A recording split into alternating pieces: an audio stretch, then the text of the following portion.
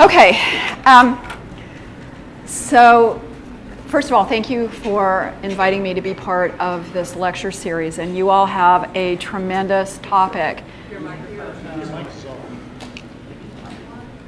Okay, the green light is on. Okay, my sweater is maybe not close enough. Okay, I'll try to hold this. So I was thanking you for having me here as part of this lecture series, and I think your topic is just tremendous. I understand it's equality, right? What could be more appropriate this year in particular? So Dr. Pomerantz said that I teach at the University of St. Thomas, and I am in the communication department. I also need to give a shout out to a new program we have in Criminology, Law, and Society, and I hope I got that in the right order, which is a new program in our department, and I know I have some students-to-be in the audience, as well as the director of that program, so thank you all for your support for coming out tonight. I appreciate it. Okay, so yes, I'm an attorney, and I practiced law for a number of years before I went into academia. And, I really didn't know anything about wrongful convictions. I just assumed that, of course, the criminal justice system is fine and it's good, right? We are supposed to have the best system in the world, right? It must be fine. And I did corporate securities and public finance, which meant I didn't go anywhere near a courtroom, and I certainly had no connection with the criminal justice department system, and I certainly had no idea that in the future I would ever need to know anything about criminal law. It wasn't until I went into academia that I started to learn about wrongful convictions. I read a book called A Promise of Justice. It's written by David Protas, and he is a professor at the Medill Graduate School of Journalism at Northwestern University. And David Protas had received letters from inmates, and he decided to have his graduate journalism students investigate those claims of innocence. And I read this book, and I thought, wow, I could do that. I have journalism students, and I'm actually a lawyer. David Protas wasn't a lawyer. And so, I really could do something like this. And so in 2001, I decided to start I called it Innocence Investigations class with my journalism students. And in 2002, the second year that I had the class, my students and I kind of randomly, and it's a little bit of a long story, but we kind of randomly were sort of assigned to investigate Anthony Graves' case. And that's when my eyes really were opened with respect to the criminal justice system and the inequalities that are in it, because I experienced them firsthand in working with Anthony. And I started out kind of as a private investigator, with my students, figuring out the facts, learning the record, understanding what happened in the case. Ultimately, I became one of his lawyers, representing him. Then I got to see really up close and personal the criminal justice system, the way it really is, and the way that it really functions. So that was an 8.5-year journey that started at the Polunsky unit in Livingston, Texas, on Texas Death Row, and ultimately, through whatever miracles, through the grace of God, whatever, ended up with a full and complete exoneration for Mr. Graves based on actual innocence. So I want to talk tonight about the inequalities in the criminal justice system that I saw firsthand because of his case. And also, I'm the professor of the group, so I always have to lecture a little bit. So I'm going to, give you some facts and figures and statistics. But, okay, there we go. So this is Anthony's mugshot, you can see. From 1992. 1992, Anthony was arrested and charged with capital murder. Capital murder of 6 people in Somerville, Texas. Somerville is highlighted there on the map. It's about 2.5 hours from here. It is a little bitty town between Brenham and College Station on Highway 36. And in Somerville, Texas, in 1992, a family of 6 were murdered. A 45-year-old woman, her 16-year-old daughter, and 4 children under the age of 10. They were bludgeoned and stabbed, and one of them was shot. Gasoline was poured over their bodies, and their house was set on fire. The Texas Rangers caught the guy who did it. The guy who did it showed up at the victim's funeral, and he was covered with burns.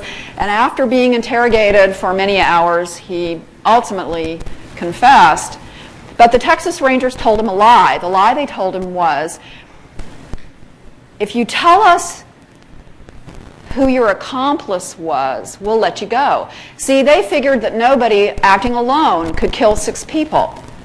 Now, I think they were wrong, because the 45-year-old woman, I mean, he knew the 45-year-old woman, she let him in, and everybody else was asleep in their beds. So it was possible for one person to do it. But the Texas Rangers didn't think he acted alone. So they said, if you tell us who helped you, we'll let you go. And that was a lie, because of course they're not going to let him go. But he said, okay, the person who did it with me was Anthony Graves. Anthony Graves was the real guy, the real perp's wife's cousin. They barely knew each other.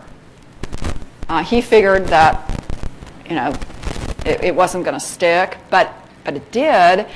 And Anthony ended up going to death row. He went to jail in 1992. He was tried in 1994. He was convicted, and he was sentenced to death. Okay, so what else was going on in 1992? You guys are all too young to remember. But in 1992, that was the year of the Rodney King riots in Los Angeles. Rodney King was an African American who was arrested following a high-speed chase with police. When he got out of the car, King was struck with batons, he was tackled to the ground, and he was beaten. But in 1992, of course, a camcorder, that was high tech, and there was a bystander in the neighborhood who happened to catch what happened on his camcorder. I would say, today we would say that the video went viral, except back to 1992 that didn't exist, but that video was played on the media. It got a lot of media attention. Ultimately, 4 Los Angeles police officers were charged with assault and excessive use of force. They went to trial, and they were acquitted. And Los Angeles erupted in riots.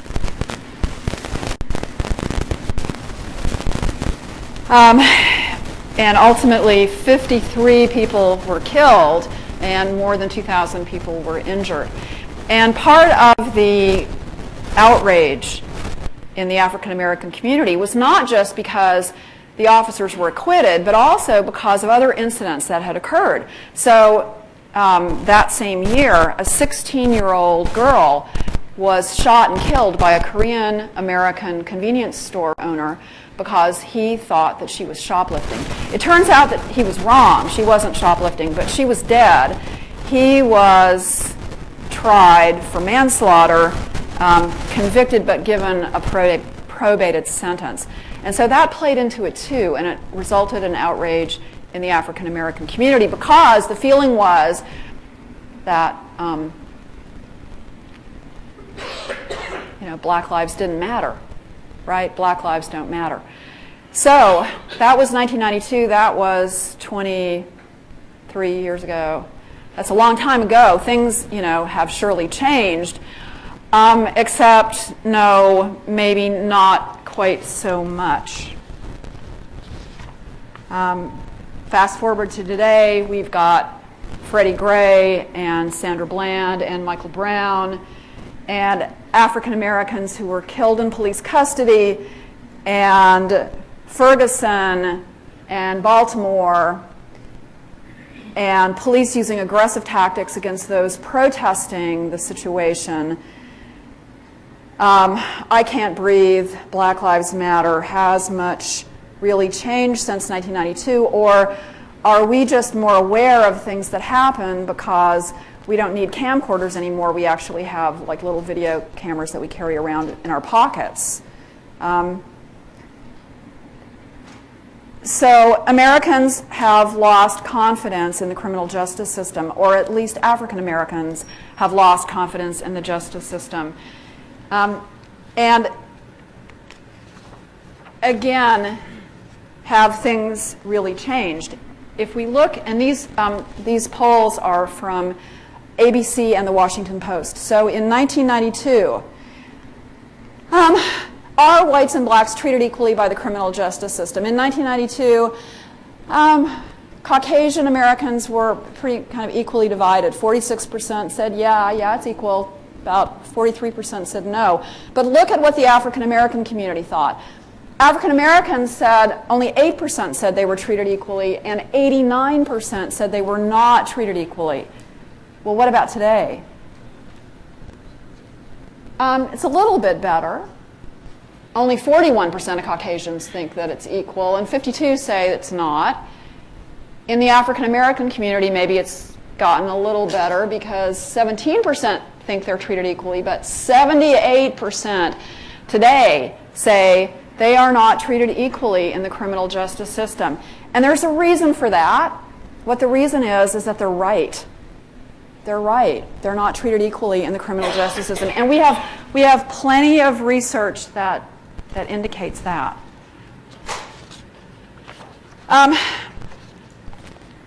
So the inequalities start right from the get-go. I mean, who is arrested? I'm going to try to do this because USA Today did a really interesting study. They studied the arrest records that every local jurisdiction has to send and forward to the FBI. And the conclusion of their investigation was that the racial gap in the U.S. arrest rates, there is a staggering disparity between arrest rates between Caucasians and African Americans, or African Americans and other races. And you can't see this link, but I'm going to try to see if I can do this. I hope Michelle is close by in case I can't. Oh, no, that's not what I wanted. Okay, I see her coming to my rescue.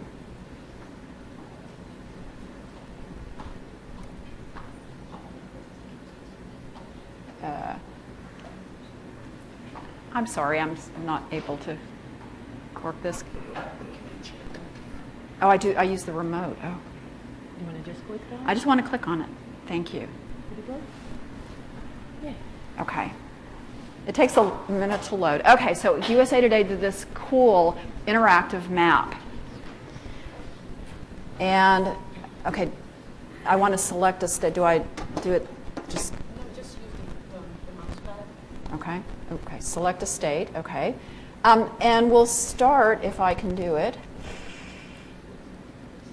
Okay, sorry, I'm not a Mac user. How do I scroll it down? Just hold it. It's the same thing. Yeah. There you go. Got it. Okay, excellent. I'll figure this out before I'm done. Okay, so what precipitated the report, of course, was what happened in Ferguson.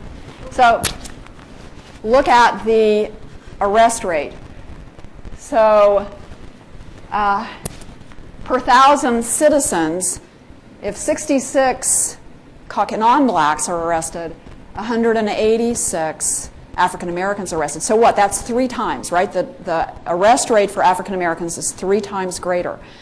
Okay, that's interesting, but it's really not the kicker. Okay, the point though was how common this really was.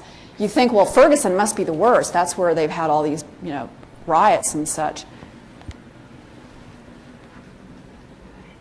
Can I do this?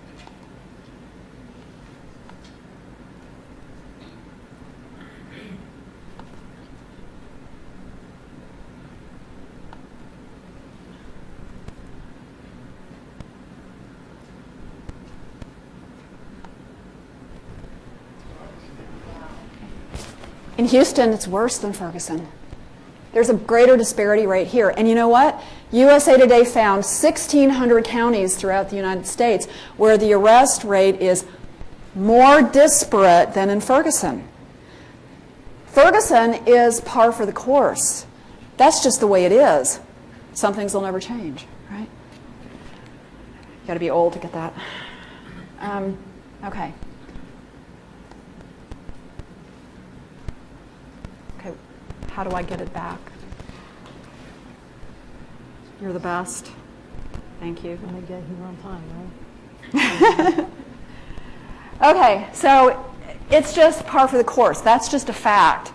And let's look in particular, and you already saw because I got ahead of myself, but for marijuana possession, studies have shown over and over again that African Americans are more likely to be arrested for marijuana possession than members of other races. And in 2013, the ACLU released a study that shows that African Americans are 4 times more likely to be arrested for marijuana possession than Caucasians are. That's something Anthony can talk about because when he was arrested for capital murder, he had a completely clear record except for an arrest for marijuana possession because he was caught up in a sting in Brenham, Texas in the public housing projects. And he was young and scared and didn't have the money for good representation. And so the prosecutor, the same prosecutor who sent him to death row, offered him a deal. If he would plead guilty, he could get 10 years shock probation, and his record would show possession of a controlled substance. And Anthony took that deal. And anybody who knows anything about criminal justice knows that possession of a controlled substance is code language for cocaine, not marijuana. And that was a first offense, and he surely wouldn't have gotten 10 years for that. But he didn't know any better, and he took it. And my guess is that if he had been well-to-do and young and white in Brenham, he would have gotten a better deal, right? Okay.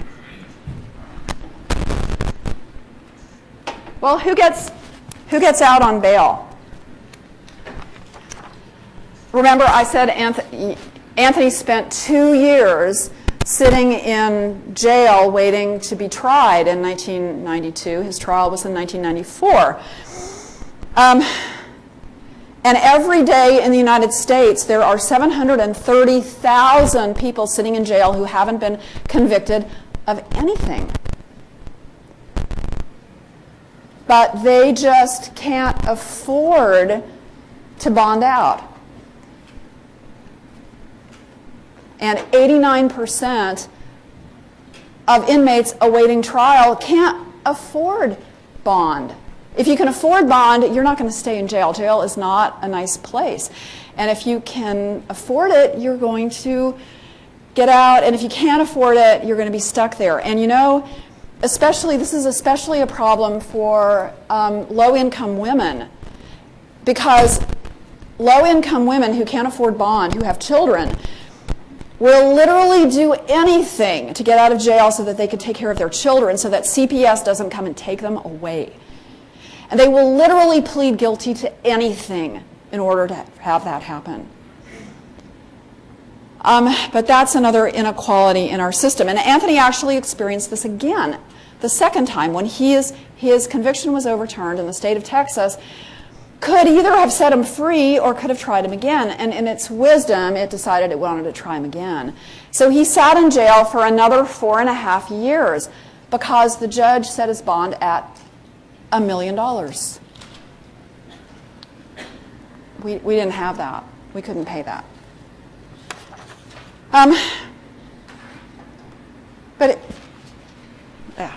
Who goes to prison? These were the most recent, reliable statistics I could find for you. According to the U.S. Census in 2012, U.S. population was 63% white, 13% black, 17% Latino, 7% other. But this is our jail population. It's 52% African American. This is the U.S. Bureau of Justice Statistics. So the population is 13% black, but our prison population is 52% black. And let's get even more specific. Who goes to prison? Look around the room. If you're Caucasian, your chance of going to prison is 1 in 935. But if you're black, it's 1 in 27. Now, this includes male and female, and honestly, women just don't go to prison. If you're female, you got to pass on this because you're probably not going. Men, though, that's different. So let's take the women out. If we take the women out, for a white male, it's 1 in 17. Look around the room. We got 17 white men in here. One of you is going to jail. But you're Hispanic, it's 1 in 6. But if you're African American, it's 1 in 3. 1 in 3. I've been waiting for this statistic to change for a long time, and it just never does. An African American baby born today has a 1 in 3 chance in spending time in prison.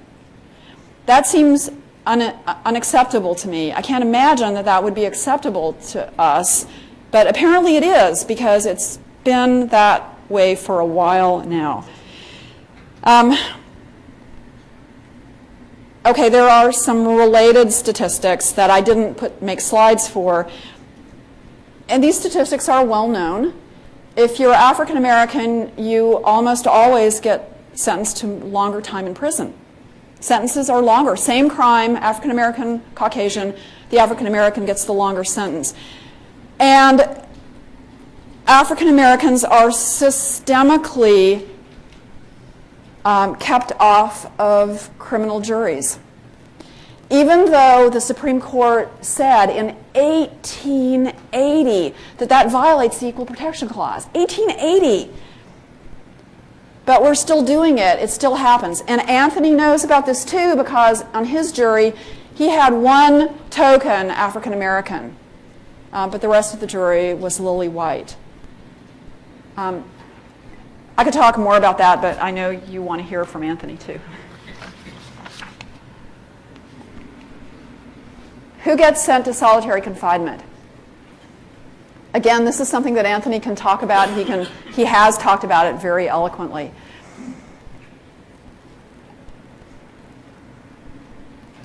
A study of the New York City jail system revealed that African Americans were 2.65, more than twice as likely to be sent to solitary confinement during their stay than Caucasians. And Hispanics were sent to solitary confinement 1.6 times more frequently than Caucasian prisoners.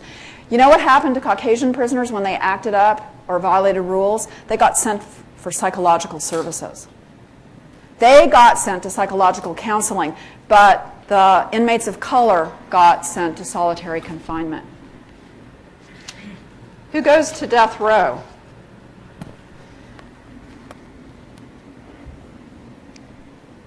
I made a lot of visits to death row, visiting Anthony, also visiting some other prisoners. And the thing that struck me was that there was no one there who was rich, right? There was no one there with a college degree. Chip Lewis is a criminal defense lawyer here in town, and he famously says that criminal justice isn't black or white, it's green. Right? Green. Because if you can afford good representation, you don't go to death row. You don't get sentenced to death. Here in Texas, Texas death row as of last month, African American 43%, Caucasian 28%, Hispanic 27%, other 2%. That's who's on death row. People on death row are poor. They're people who couldn't afford good lawyers. Anthony knows about that too, because in his capital murder trial, he had court-appointed lawyers. They were well-meaning, but they were inexperienced. They were naive. And they were up against a prosecutor who did not play fair and did not play by the rules, and they were no match for him. Finally, who is wrongly convicted? So the University of Michigan Law School has what it calls the National Exoneree Register. And as of like 2 days ago, the number of exonerations were 1,700. And of that number, this is what we got: 797 African Americans, 676 Caucasians, 196 Hispanics, and 31 in the other category. So once again, a disproportionate number of minorities. And an exoneration is a good thing, but it's also a tragic thing. It represents a tragedy, a tragic miscarriage of justice. And the picture on the slide, you see the guy in the red shirt there, that handsome fellow, that's Anthony. And that's Exoneree Day at the state legislature. And I'm standing behind the desk trying to take a picture. And what you don't see in the picture is the line of other exonerees. And that day at the legislature, Anthony looked at me and he said to me, I'll never forget it, he said, "What is wrong with this picture?" And what was wrong with it is that every exoneree that you see there and every exoneree that was there that day was African American. And there are, Caucasian exonerees here in Texas. They just weren't there that day, but they're disproportionately African American. So that's my fast and quick and dirty trip through the criminal justice system and its inequalities. I know that you are eager to hear Anthony talk about his experiences, so I am going to turn the floor over to him now and let him talk about. I observed it, but he lived it. So Anthony, it's yours. Thank you.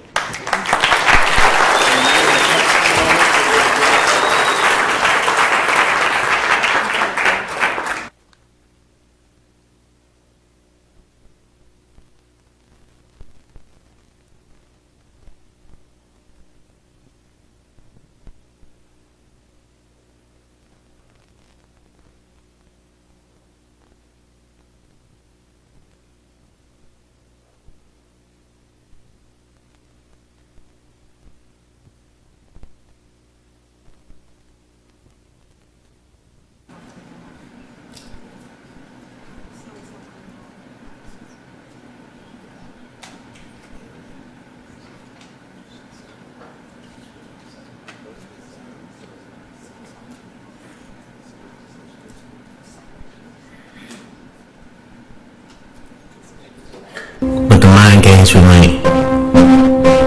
It's the worst day of your life, starting again and again and again. 22 hours a day spent in this cage, without perspective, without hope. There's only silence. Silence creeps up on you. It gets louder and louder until it screams. How can you stay sane? One man wrapped his bedsheet around him and set himself on fire. Another ate his own eyeball. One man believed that if he ran fast enough, he could break through the wall. I mean, how can you stay sane when all you hear, see, or smell is desperation, fear, death? I've seen hundreds of them walk down this hallway for the last time. Some guilty, some innocent. Some weren't ready to go, and others wanted to be killed. 18 and a half years of physical imprisonment, but they've never incarcerated my mind. And even the worst day of your life comes to an end. This is my last day. And the beginning of many more.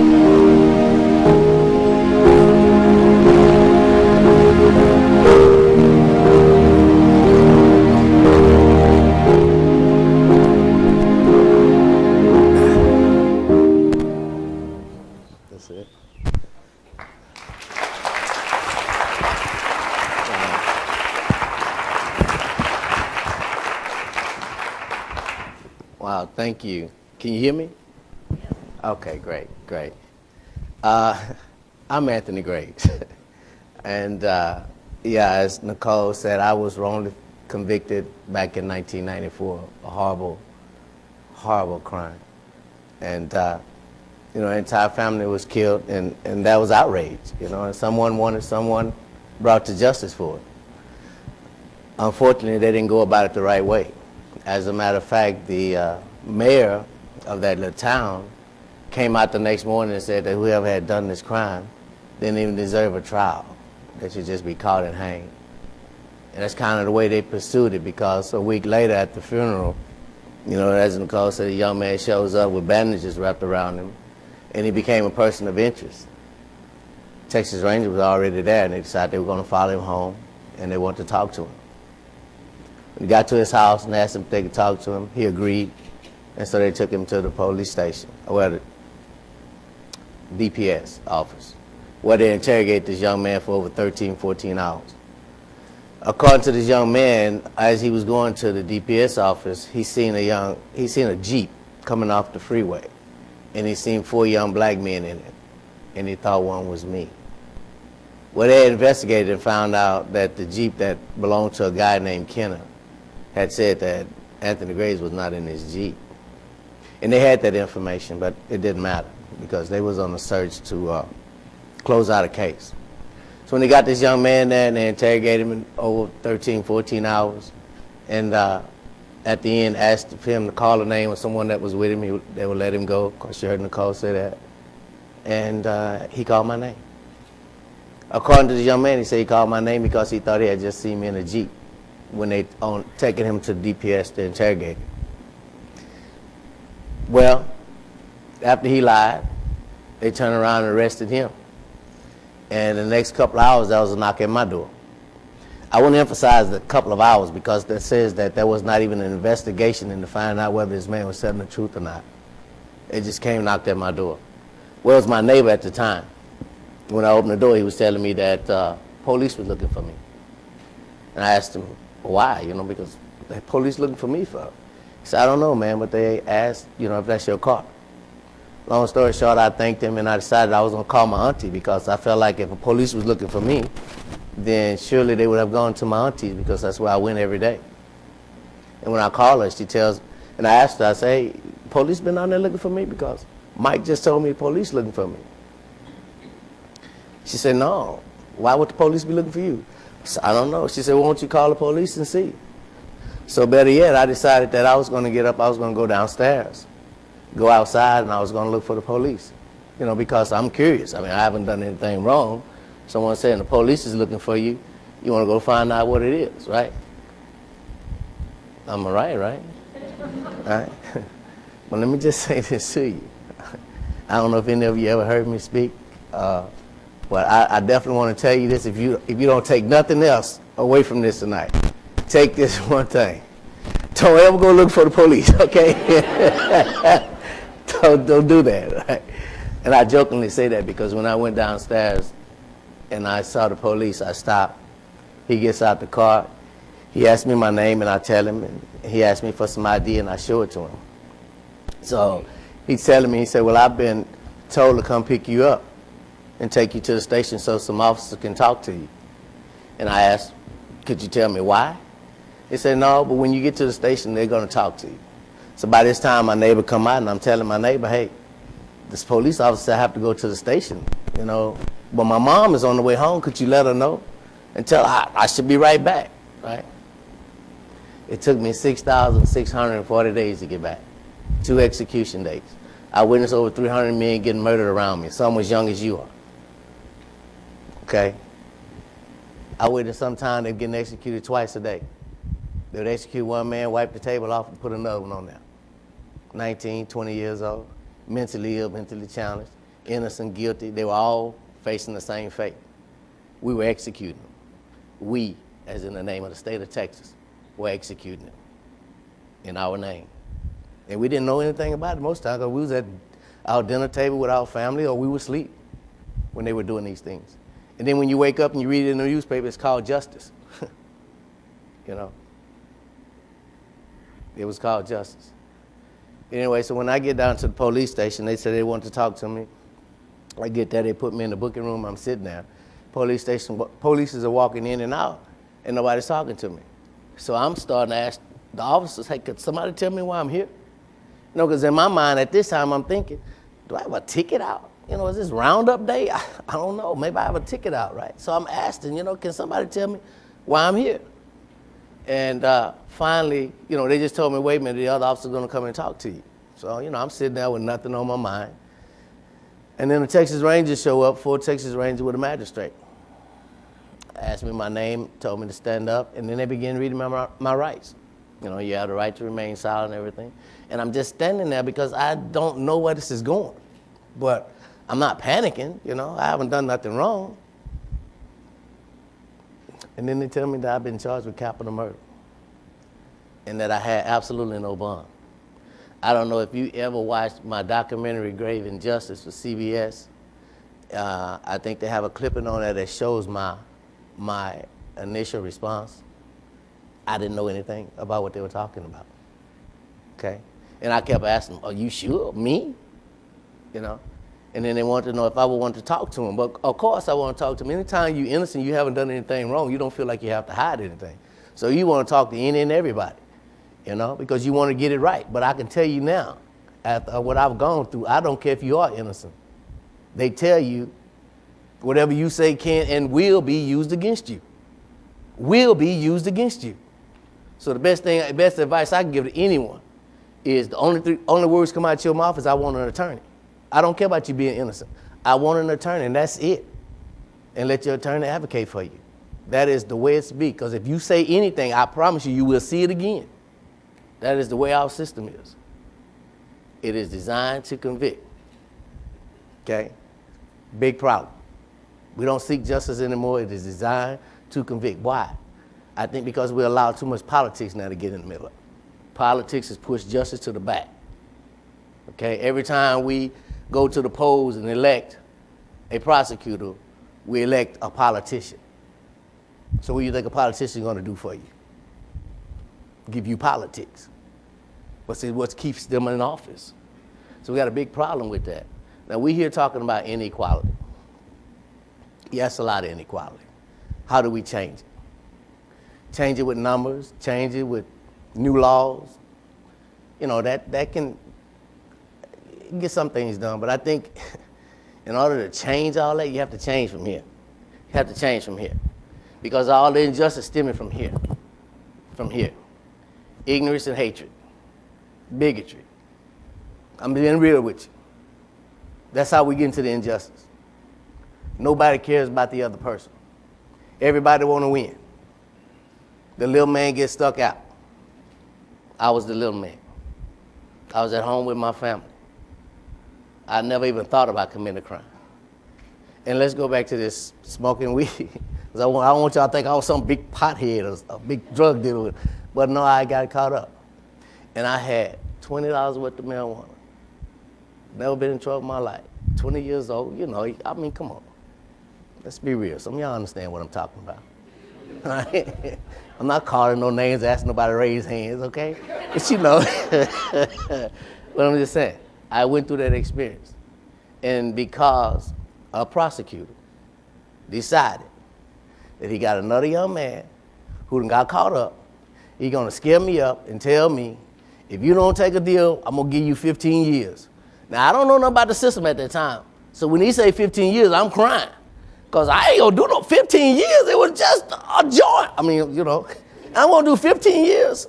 Then he come back and say, well, then if you just go and agree to this, we'll give you shock probation. You come out in 6 months. Well, I seen some light at the end of the tunnel then. 6 months versus 15 years, because I thought 15 years means I go away for 15 years. I didn't know you just do some of it and come back. So that was no way they were gonna send me for 15 years. When he told me 6 months, I hurry up and signed, knowing that I hadn't done anything by no controlled substance. What I found out later on, that what I had done was a misdemeanor. I should have gotten a little bit of fine, but I had to do 6 months in prison to then brought back to show that that's not the life I want to live. And I'm like, I just want to smoke a little weed. I mean, excuse me, but anyway, so the inequality it does exist. It does exist. And I don't think it just exists because of the laws on the book. Okay? It's in here. It's in here. It's history. It's our history. How do we write it? We got to get more involved. No longer can you be on the sideline no more talking about what's happening. You got to be the happening. You got to show up at the poll. You got to be that concerned because it is a big problem. As I stand here today, I can tell you that innocent men on death row, in general population, they're going to be executed and some of them never going to come home. And we're going to go on about our lives as usual. Because it's a big problem, but we sweep it under the rug. When we make a mistake in our system, this is the equality I think about. When we make a mistake in our system, we don't say, okay, from this mistake, how can we make our system better? We sweep it under the rug and we call everybody else the bad guy. We don't learn from our own mistakes. I'm telling you, because when they came to me and they asked me if I wanted to talk to them, and I went in that room and talked to them because I just wanted to tell the truth. I don't know nothing about this case. I don't even know the people. And they lit it to me, and they called me everything but the child of God. I knew then they didn't want the truth. Because every time I tried to tell them the truth, they didn't want to hear it. All they wanted me to do was tell them a lie. And because I wouldn't tell them a lie, at the end of it, the head investigator at Texas Ranger walked and stood in front of my face. And he said to me, Mr. Graves, I know you didn't do this. But if you don't tell me something on Carter, we're going to put this whole thing on you. And if you're actually innocent, then don't let no grass grow in your grave. Now get him out of here. I will never forget those words. That this man stood in front of me and told me that he knew I didn't have nothing to do with this. But he was going to put it on me if I didn't lie on another man. And guess what? He was able to do that. He was able to do exactly what he told me he was going to do. Now, how can that be? Here I am innocent. This man telling me he knows I'm innocent, but yet he's going to send me to death row if I don't lie. What kind of system do we have in place to allow that to happen? You know? Where does that really come from? Does it come from the laws on our book? Or does it come from here? Character of the man. That's what has to change mostly. We can change laws all day long. We could talk about numbers all day long. But if it don't change from here, if you don't want the system to work, then it's not. If you just want to win, then that's what's going to happen. But when we want the system work and we all on the same accord of wanting the system work, those numbers will get better. I promise you. But we all have a role in this thing. Every one of us. From age 18 on up, when you can start voting, you become a voice in this country. And you have to take that seriously. I didn't at first. I didn't care.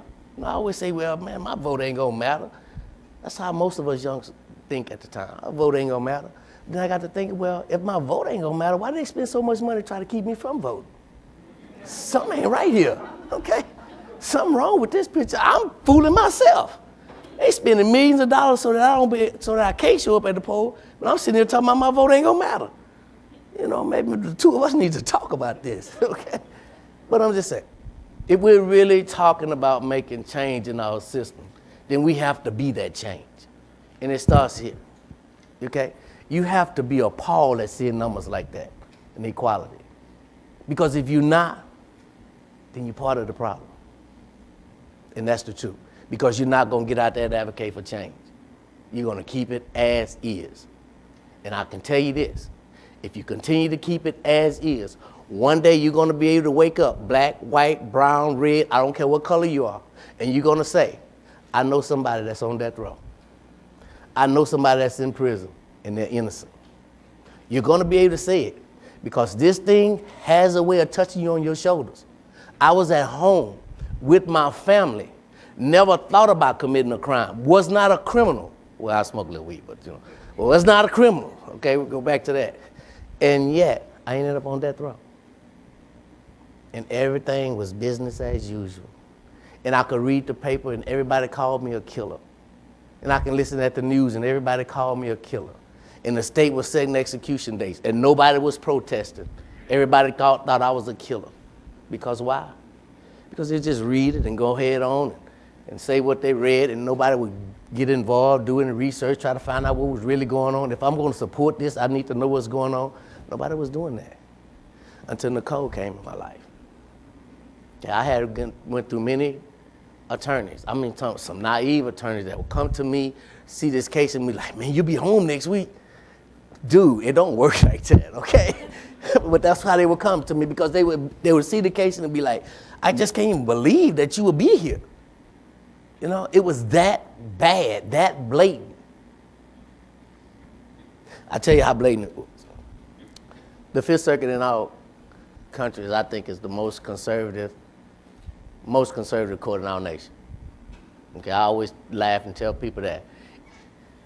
Even Jesus come down there and they'll grill him, and then after he leave, they have to still think about it. Okay, they are that conservative. Okay, well, did Jesus tell the truth? I don't know. Well, and then they have to make a decision. That's how they were. They gave me a 3-0 vote in my favor, citing egregious prosecutorial misconduct. Egregious. That's not something they do. I think anybody has dealt with the Fifth Circuit know that that's not something they do. But they cited in my favor, egregious prosecutorial misconduct. How did it get that far? I went through a whole system here in the state of Texas. I went through the criminal court system, the local court, criminal court. And it took for me to get to New Orleans, the Fifth Circuit, for them to say what was really happening in my case. I just got railroaded. But I went through a whole system here in the state of Texas. How did everybody miss it? How did all our judges sitting up on these courts, on these high courts who have these degrees, missed it? And then Nicole and some students come and get it right. It just boggled my mind. That's why I say it has to start from here. It has to really start from here. Because we all read the same, we was all reading the same words on paper. When Ms. Siegler came and got involved in my case, now Ms. Siegler was the prosecutor that helped get me exonerated. Ms. Siegler was known as, she was a woman that put 19 men on death row. She had put more men on death row than some states, okay? She was serious about her job, okay? So she was no bleeding heart when it came to the death penalty. And as she has told me several times, I came back to put you back on death row. But after I started going through those 25 boxes, I read everything. And I went from, oh my God, no, to how can we even try this case, to, oh my God, this man is innocent. This is Miss Kelly Siegler, okay? And she went after that, said, I went and talked to each one of my investigators. I called them in the office one by one, because I wanted to know what they thought.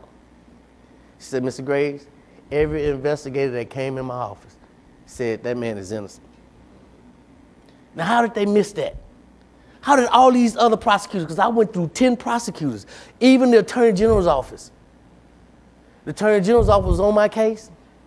They was on it for about a year. Next thing you know, they walk into the judge's office and say they had to get off the case. Judge was upset, wanted to know why. They wouldn't even tell her. But I found out, because the Texas Rangers recently told me, Mr. Graves, you know why we had to get off your case? Because we kept telling the Attorney General's office that you was innocent. These are their investigators.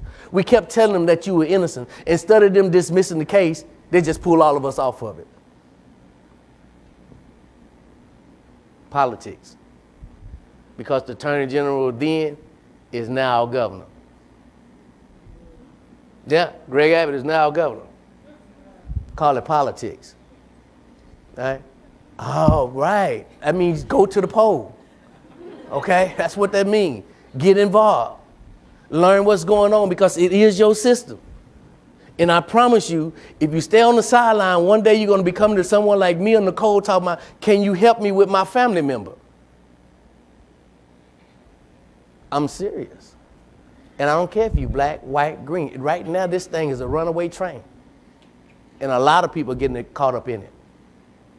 Okay? So, anyway, I spent 18 and a half years, 6,640 days, 2 execution dates, witnessed a lot of inhumanity, seen a lot of justice, know that we executed people that were innocent, know that we executed people that were mentally ill, know that we executed a lot of people that were guilty.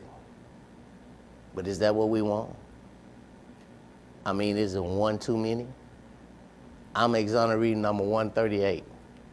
That was 5 years ago. We're already up to number 156. This is just death row around our nation.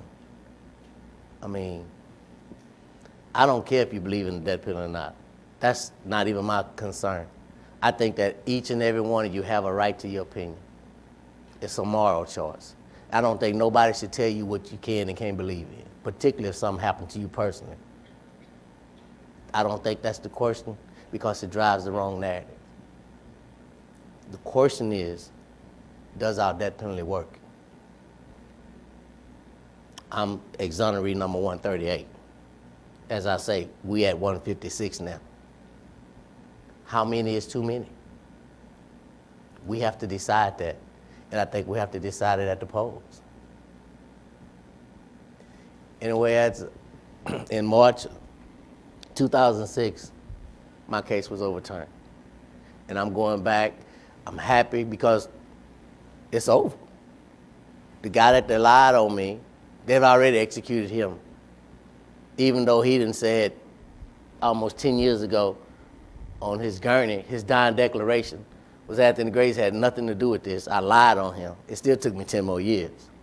But in 2006, I'm going back. I'm ready to go. I see guys when I'm leaving, I'm shaking their hands as I'm going through and they wishing me luck and everything.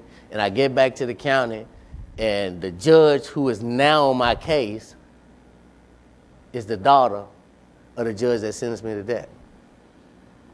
And she don't want to let it go. So I stay in jail 4 years and 3 more months, awaiting trial. Prosecutor. I went through 10 prosecutors. Get on, get off, get on, get off. Everybody was reading the same boxes. The same boxes. They all had law degrees. Why did it take me 10? Why did it take Miss Kelly Seeger to be the one to stand up for what was right? Some of these people were elected, and then they went on to hire those that worked under them. And they made the decision to keep kicking the can down the road at the expense of my life. Well, while they was doing that, I had 3 kids growing up, missing out on having a bond with their father. My oldest son had sickle cell anemia. Every time he would get sick and have to go to the hospital for a blood transfusion, I was always there with him. I remember the day he was on trial, we was up there and he was testifying to my character and he was trying to tell a jury of 11 whites and 1 black that I need my daddy. My dad is my strength. Nobody cared. Everybody wanted a conviction. My son had sickle cell. I was all he needed. Nobody cared. That's a problem, man. When we don't care about each other no more. Let's forget the other things. I'm talking about when we don't care about each other no more as human beings. We're just totally emotionless. We don't care. We just want to win. We want what we want. And that's why we got a failed system. Why can't we just want what's best for society as a whole? Black, white, red, green. Why can't we just want what's best for us? Us. Not me, myself, and I. Because that's what led us to this bad system that we have. We got to come together and get involved in this thing and make change. Make change that's going to be better for us all. You know? Make change that's going to be better for us. I read a comment one time with a young lady who won the Emmy, and she was African American. She got up there, and she looked out and she said, the only thing that separates the white actors from the black actors is opportunity. I know some of y'all heard that before. That's true. There's nothing different between us. It's the opportunity. It's the opportunity. You know, I moved into an all-white neighborhood, right? Jewish neighborhood at that. All-white Jewish neighborhood. And it was like, man, you live in a Jewish neighborhood? I said, yeah, I'm Jewish now. You know, we all get along, okay? We just all get along. That's my point, is that we can all get along if we want to. But that's where it has to come. It has to come from us wanting to. If we want a better system, if we want to erase inequality, we can do it. We have the power to do that. You know. So anyway, I went back 4 years, 3 more months, and then one day, October 27th, 2010, I'm sitting in my cell, and I'm hungry. And the officer comes, and he knocks on the window, he raises it up, he says, hey, put your shirt on, come go with me. And I said, where we going, man? Where the food? He said, just come go with me. So he opened up these double doors. They had me behind steel double doors. I was in solitary confinement. Nobody could talk to me. If any other inmate would talk to me, they would stripe them out. They would get them in trouble. I was just on an island. They were just trying to break my will to live because I had exposed them. But this day, he's telling me, come go with him. And I get up, put my shirt on, and I'm walking down the hall with him. And I go to thinking that there's some activity been going on in my case because Ms. Siegler had been asking to talk to my attorneys. So, okay, but now I noticed that we don't take the right to go to the attorney-client booth. I'm starting to get a little nervous, you know. So I'm asking him, man, where we going? You know, because I've heard of these stories. You know, you expose them. They make it look like an attempted escape, shoot you in your head. Nobody asks a question. No, I'm serious. It's no joke, I'm serious. So I'm scared. And I'm asking him, where you taking me, man? And he said, well, just keep going up straight. I said, man, I can't go nowhere with you out my attorney because by this time now I know what Gideon versus Wainwright. All right? If y'all don't know, you better know. You have a right to an attorney, okay? And I'm like, no, I'm not going nowhere without my attorney. So by this time, we get up in the front and he opens up the door and I see Nicole, my attorney. So I was okay. And I get in and Nicole stands up and I could tell Nicole is like holding back tears, right? And so I'm thinking, man, it's just some more bad news. I don't care. I got my shield, I got my sword.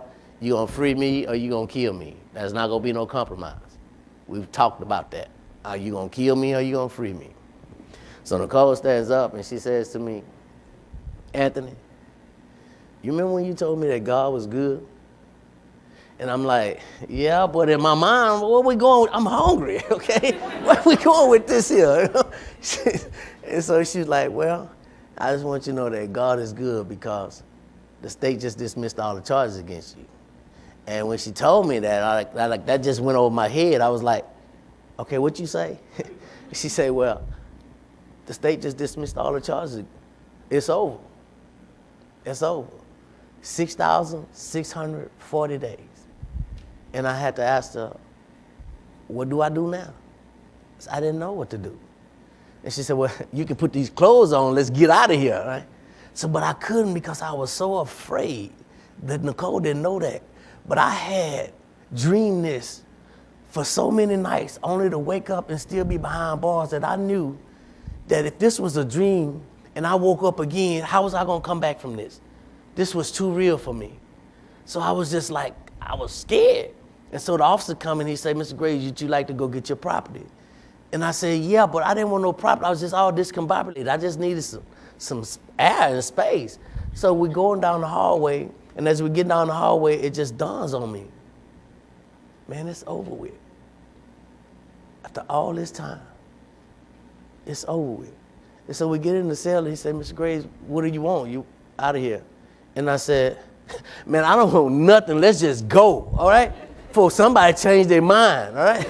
Let's go. So he said, you don't want your property? You don't want your pictures and your legal stuff? I said, yeah, okay, give me that, but keep everything else. Let's just go, all right?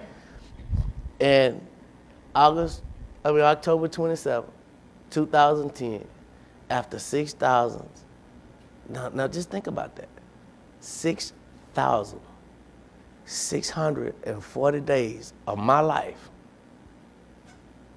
I was walking out the side door with everything I own in a little box. I was 45 years old that day.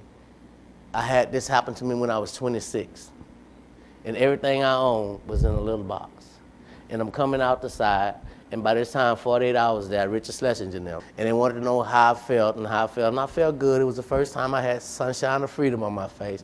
And he says, hey, well, do your mom know? And of course, my mother didn't know. And he was like, call your mom. And he put that big cell phone in my face. I'm like, I don't know how to use that. You know what I'm saying?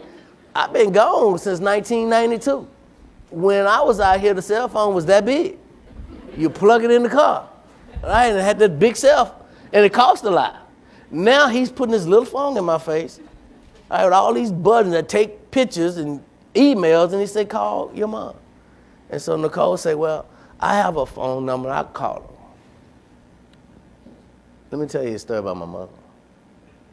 The 4 years that I was in jail, they had a phone, they would let me call my mom. And every time I would call my mom, one of the things I always wanted to know was what was she cooking? Because everybody loved their mom cooking, right? So I've been gone for 18 years. I just wanted to know what my mom was cooking. But I didn't want her to tell me. I wanted to ask the question. And she would tell me, when I'm cooking some stuff, I said, hey, don't tell me. I'm finna eat bad food. Don't tell me. She said, all right, well, I won't tell you that.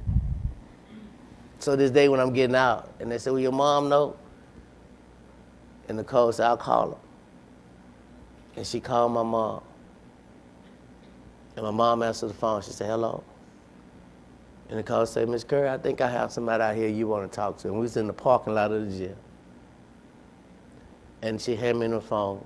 And my mom said, hello. And I said, Mama. She said, yeah. So what you cooking? She said, why? But it was because the first time in 18 and a half years, and all that I had witnessed and gone through, I was able to tell my mom, because I'm coming home. This is over with. And I just want you to know, I did not escape, okay? Because I knew she wasn't gonna let me in there, you know? So, you know, and my story ended up in a good way. But it put me on this path of seeking justice, not just for myself. I'm talking about people that are voices in our country, that need help from guys like you, that are innocent, that are mentally challenged, that have cases that shouldn't deserve the sentences that they've gotten, okay? But they're voiceless. And I came out here to be their voice because I want you to know that this is our system. It's not theirs. It's ours. And the only way we're gonna make it work is we all have to play our part. And with that, I'd just like to say thank you. Thank you so much.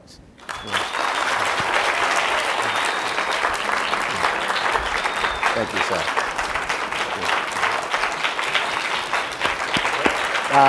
Thank you. Thank you. Hey, Nicole.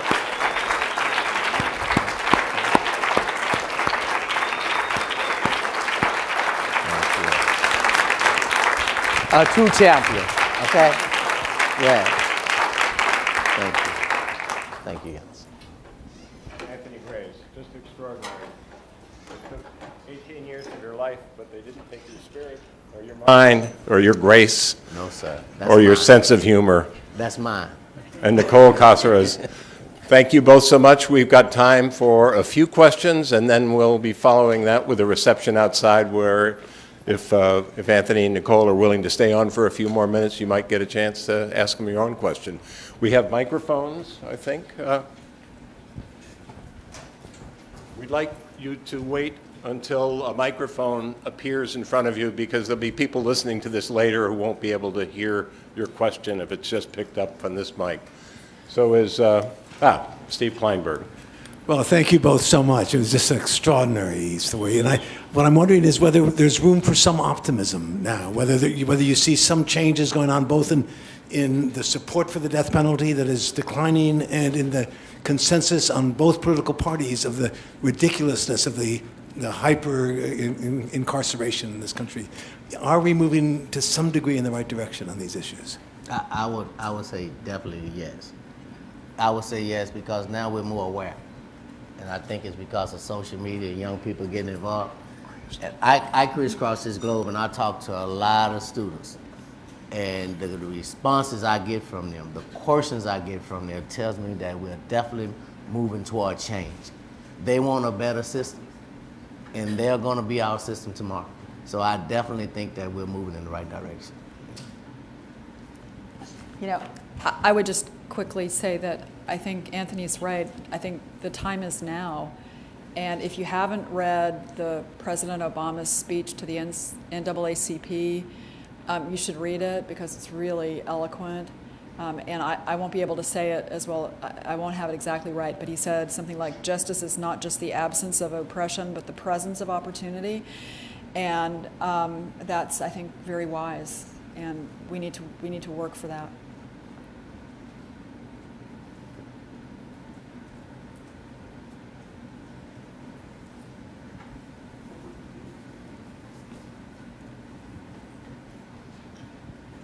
Hi, thank you for being here tonight. My name's Andrea Hodge, and I'm wondering, was it from what I understand, that there used to not be life without parole, so those were some of the choices that were made. Do you think that we've just transferred some of the inequity into people that are not being tried on death row now, and that they're being potentially put away in cages without the chance for parole? Okay. One thing that I learned, that even though I was an attorney, I didn't know, but if you are sentenced to life, after you go through your direct appeal, you lose your right to an attorney. And that's pretty brutal. And so this is going to sound very crass, but to some degree it was a good thing that Anthony had been sentenced to death, because he still had the right to representation, which is so important. And so I worry about those people who are sentenced to life without parole and life, because if there is evidence to be uncovered, they don't have the means to challenge their conviction. And what happens is they write their own federal habeas petition, and once they do it, then they lose that it's a one-shot deal. And without having an attorney to help them, that's really difficult. And so I worry about that same thing. Yeah, and that's really no sense of urgency once the life without parole is assessed, because when you're on death row, you have an automatic appeal, and so you have attorneys constantly working. But when you get a life sentence, you don't have an attorney, but that's also not a sense of urgency. So your case just languishes in courts. And I say that because I'm fighting for a young man named Nathan Williams now, who was once on death row, got convicted when he was 17, but have strong evidence that innocence. But I also that who's a forensic science lab his case is bad, but he won twice in the courts when he was on death row. But because he was 17, the law changed where it said that we can no longer execute kids that commit crimes at the age of 17. He was commuted to life, and because he was commuted to life, his case is just stalled out. Okay, just stalled out.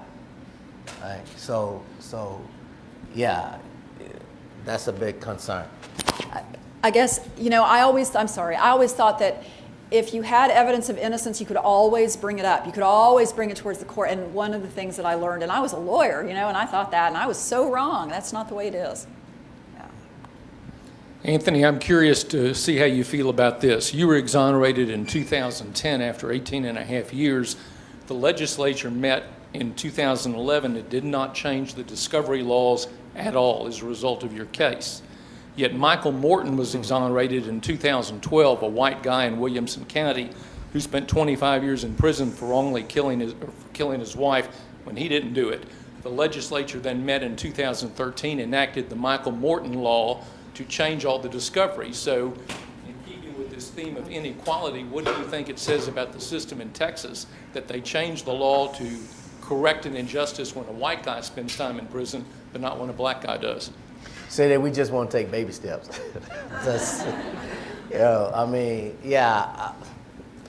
Look, we know there's inequality. Did it bother me? Yeah, it bothered me. Because I lost 18 and a half years of my life. They almost murdered me. And I get out a year ahead of this young man, and then he gets out, and because a bandana wasn't discovered, all the laws changed. But also, on the flip side, it doesn't matter if it's black or white. He was wronged as well, and because of what happened to him, things change. So that's a good thing at the end of the day. But we definitely have to work on that whole inequality thing, you know. Yeah.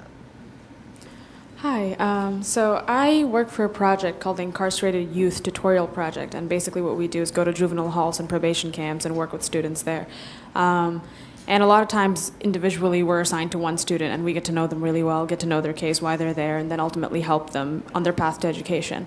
And a student that I'm working with had a very similar case to what you said you had with the marijuana situation, where even though, basically my student didn't do what he did, but didn't do what they say he did, but he was basically offered that if you just say you did this, then we're gonna tell you to go to juvenile hall for 2 years, and that way we're not going to put you into prison for, I think they told him 20 years, which I don't think is even possible with what they said he did, and he accepted that.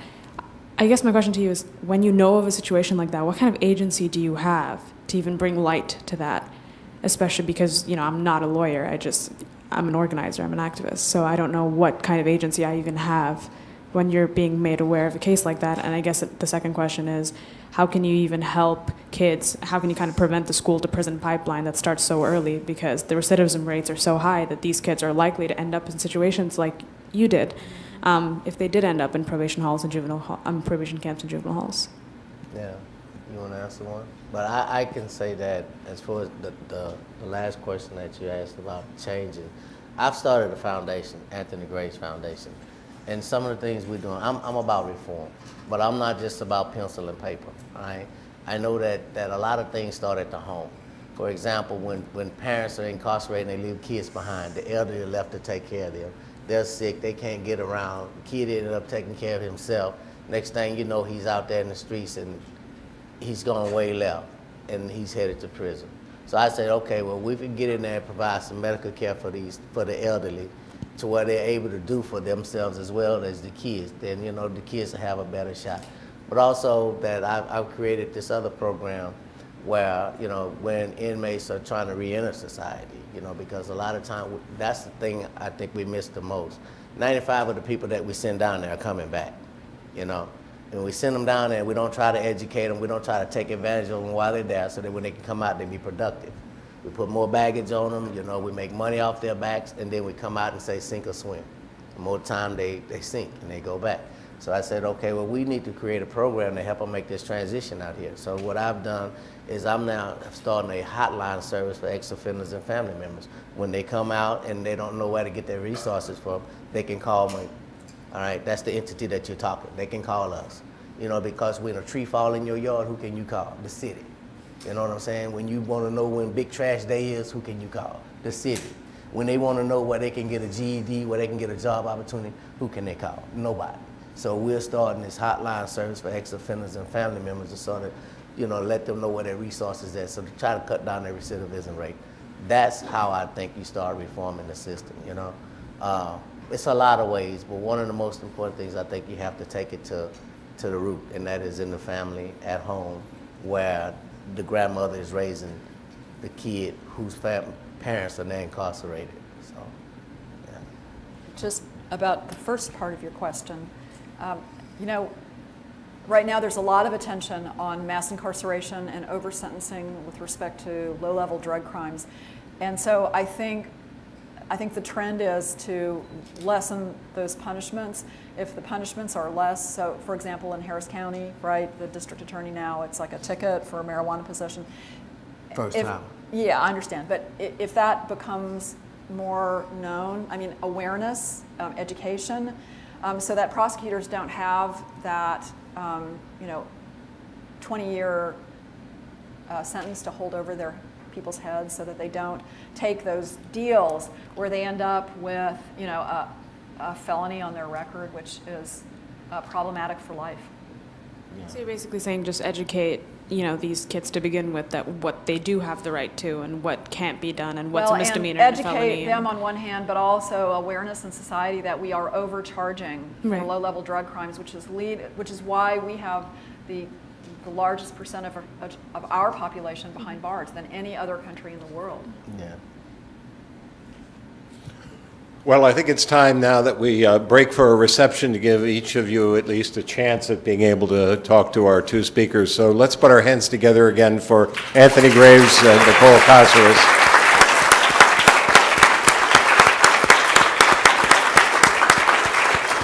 And please do join us just outside these doors for a reception.